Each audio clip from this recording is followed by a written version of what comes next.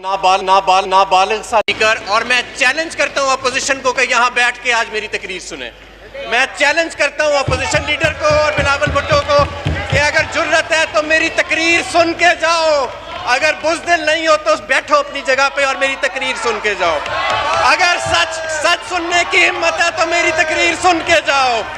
अगर झूठ अपना बेनकाब करना चाहते हो तो कायदे इख्तिलाफ मेरी तकरीर सुन के जाओ।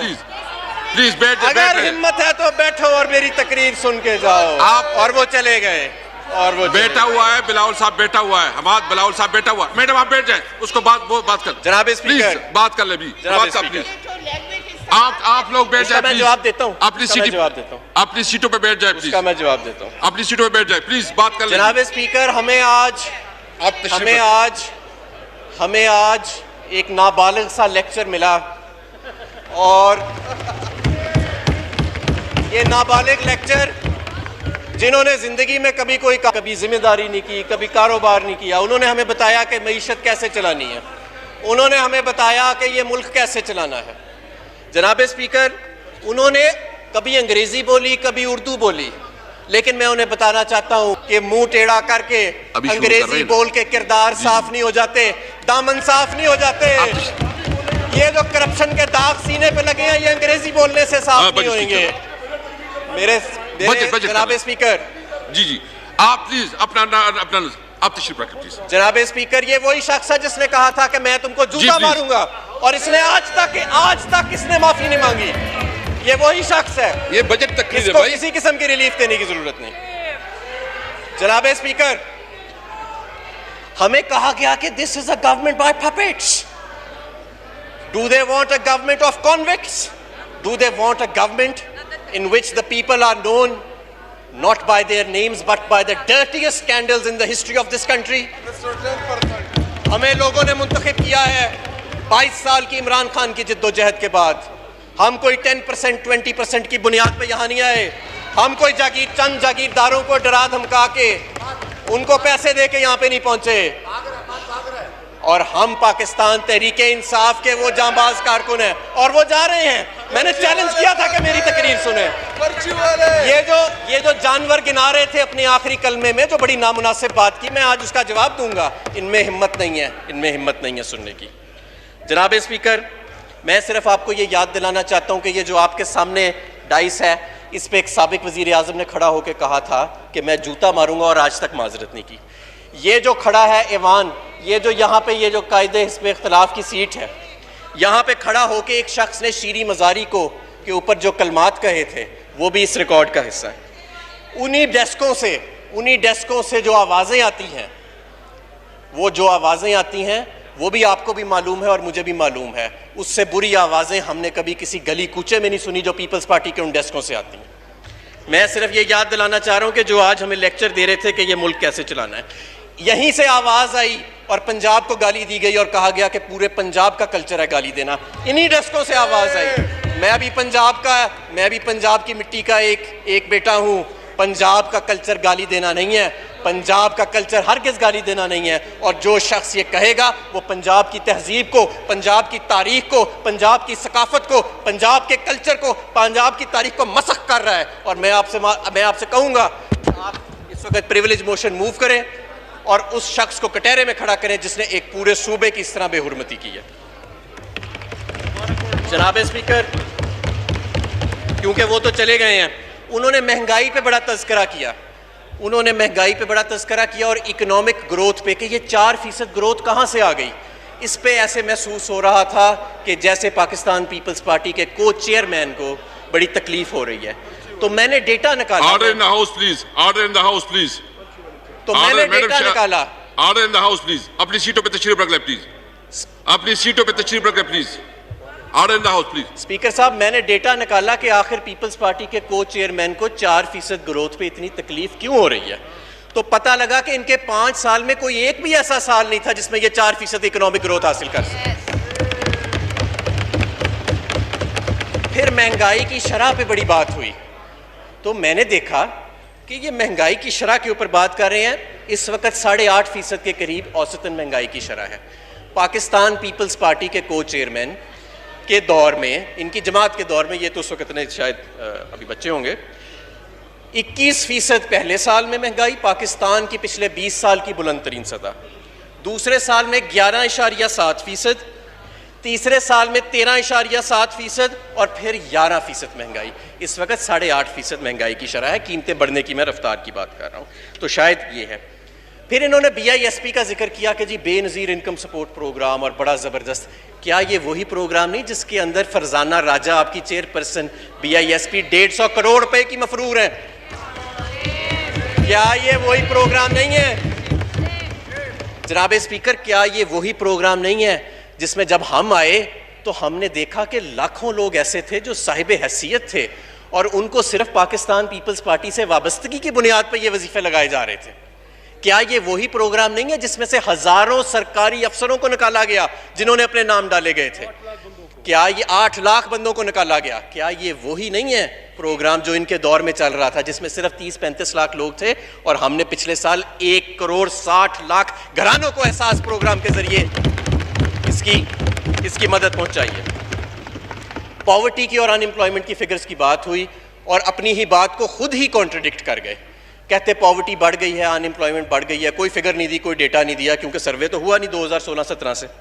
उसके बाद खुद ही एक इदारा है, कोई उसका नाम लिया और कहा कि इस इदारे के मुताबिक 3 सूबों में पिछले 2 साल में गुर्बत की शरह जो है उसमें कमी आई है। यानी एक तरफ कहते रहे कि करोड़ों लोग गुर्बत की लकीर से नीचे चले गए हैं और दूसरी जगह किसी और एक सर्वे का जिक्र कर दिया और कहा कि देखो ये 3 सूबों में पिछले 2 साल में कमी आई और एक में नहीं आई। और वो आपने भी सुना कि उसकी किस तरह की इन्होंने आपस में कॉन्ट्रडिक्टरी बातें की।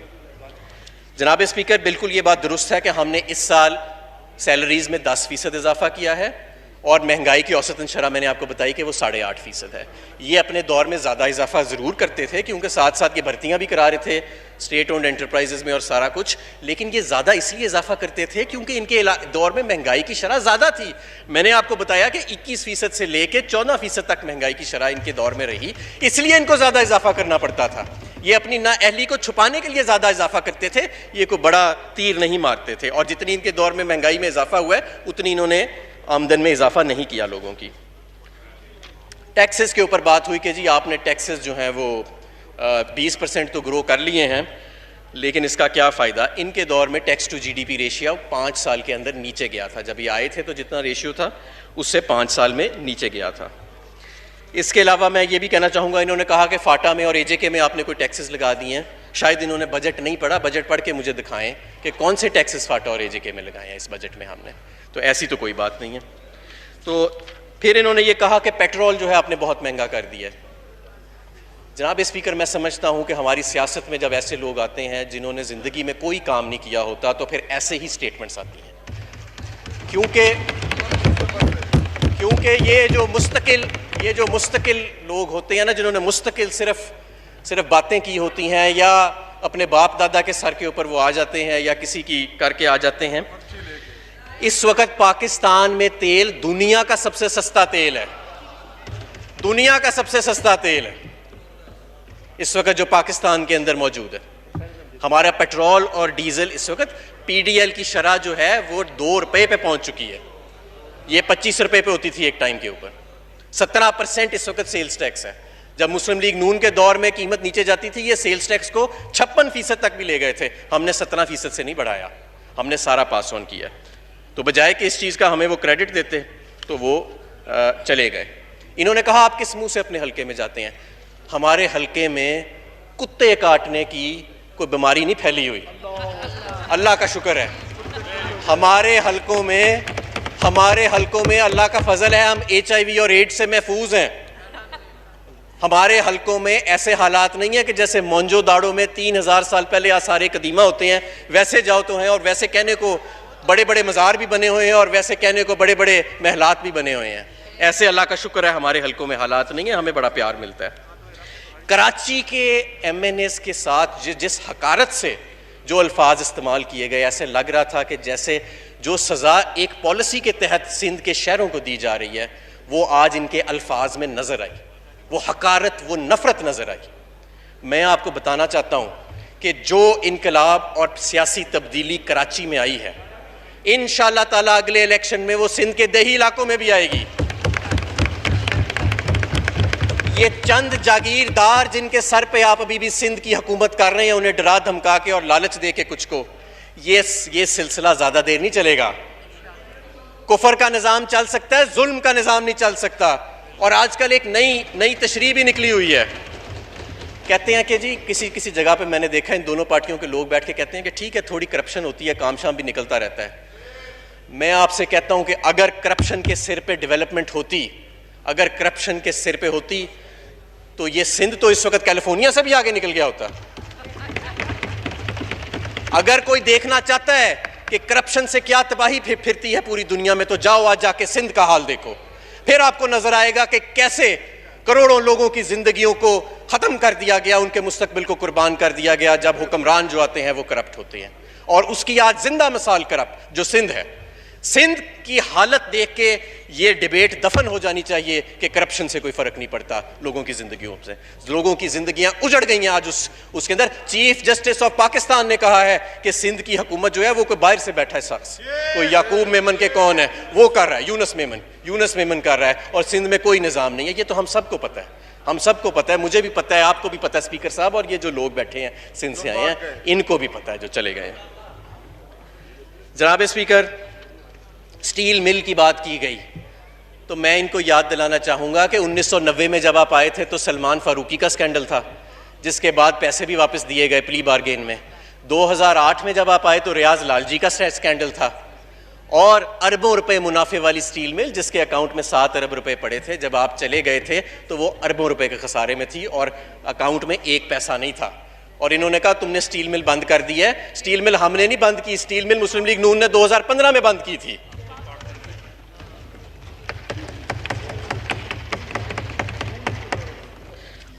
अच्छा, फिर इन्होंने ये कहा कि डीएपी की कीमत बहुत महंगी हो गई है। बिल्कुल महंगी हुई है, लेकिन इनको ये भी पता होना चाहिए, क्योंकि खुद कभी जिम्मेदारी नहीं की, कि डीएपी पाकिस्तान में 70% से ज़्यादा इंपोर्ट होता है, ये पाकिस्तान नहीं बनाता। और सारी दुनिया में इस वक्त उसकी इंटरनेशनल प्राइसेस जो हैं वो ऊपर चली गई हैं। ये एक कमोडिटी है जिसका बाकायदा एक इंडेक्स निकलता है और इसकी फॉरवर्ड ट्रेडिंग होती है। ये रेट ना हुकूमत पाकिस्तान तय करती है ना हमारा प्राइवेट सेक्टर तय करता है। ये सारा जो डीएपी है अक्सरियत 70% से ज़्यादा ये इम्पोर्ट होता है पाकिस्तान में, और इसकी कीमत जो है उसका तयन इंटरनेशनल फोर्सेस करती है। यूरिया की जो कीमत है, यूरिया हमारे मुल्क में बनता है, जितनी सब्सिडी पहले जा रही थी उतनी ही जा रही है, बल्कि जब हम आए थे तो 2000 रुपये के करीब था, अब कोई 1750 के करीब है उसकी बोरी। ट्यूबवेल्स के ऊपर इन्होंने बात की कि आपने बहुत महंगा कर दिया है। बिजली की कीमतों में जो इजाफा हुआ उसके ऊपर हम बहुत बहस कर चुके हैं कि किस तरह जो महंगे मुआहदे थे उनकी वजह से हुआ। आज भी जो सबसे सस्ता रेट है हमारे टैरिफ स्ट्रक्चर के अंदर वो 2 कैटेगरीज का है। एक हमारे लाइफलाइन कंज्यूमर हैं जो 0 से 300 यूनिट बिजली कंज्यूम करते हैं, और दूसरा ट्यूबवेल्स हैं जिनका रेट कोई 9-10 रुपए के करीब है, और लाइफलाइन कंज्यूमर्स का कोई 8 रुपए के करीब यूनिट का रेट है।